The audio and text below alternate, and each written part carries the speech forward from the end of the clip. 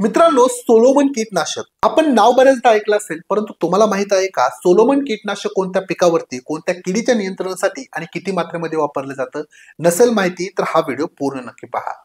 मित्रांनो, सोलोमन हे बायर कंपनीचं अतिशय उत्कृष्ट कीटकनाशक आहे ज्याच्यामध्ये आपल्याला दोन वेगवेगळे घटक मिळतात.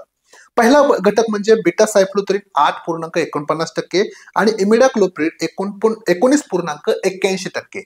मित्रांनो, हे पिकावरती दुहेरी पद्धतीने काम करतं, म्हणजे कॉन्टॅक्ट आणि सिस्टमॅटिक अशा दोन्ही पद्धतीने पानावरती पसरतं देखील आणि पानाच्या आतमध्ये देखील उतरून त्या ठिकाणी कीड नियंत्रणामध्ये आपली मदत करतं. आता सोलोमन कीटनाशकाची शिफारस जर आपण पाहिली तर ती फक्त दोनच पिकावरती आहे, परंतु शेतकरी बऱ्याच पिकावरती याचा वापर करतात. असं करू नका, शिफारस लक्षपूर्वक पहा.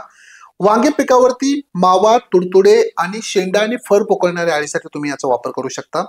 तसेच सोयाबीन पिकावरती चक्री भुंगा आणि पाने खाणाऱ्या अळीसाठी एवढ्यासाठी तुम्ही याचा वापर करू शकता. वापराची मात्रा मित्रांनो 80 मिली प्रति 200 लिटर पाण्यासह 1 एकरसाठी फवारणीसाठी आहे. आता मित्रांनो, याची वापराची मात्रा जर पाहिली तर वांग्यामध्ये तुम्ही 70 ते 80 ग्रॅम 200 लिटर पाण्यासह 1 एकरसाठी वापरू शकता. परंतु सोयाबीन पिकामध्ये 140 ते 150 मिली 200 लिटर पाण्यासह 1 एकर वरती तुम्ही फवारणीसाठी याचा वापर करू शकता. चला तर मग दिलेली माहिती हा व्हिडिओ कसा वाटला कमेंट्स बॉक्समध्ये नक्कीच सांगा आणि ही माहिती आवडली असेल तर कृषी डॉक्टरला फॉलो नक्की करा. धन्यवाद.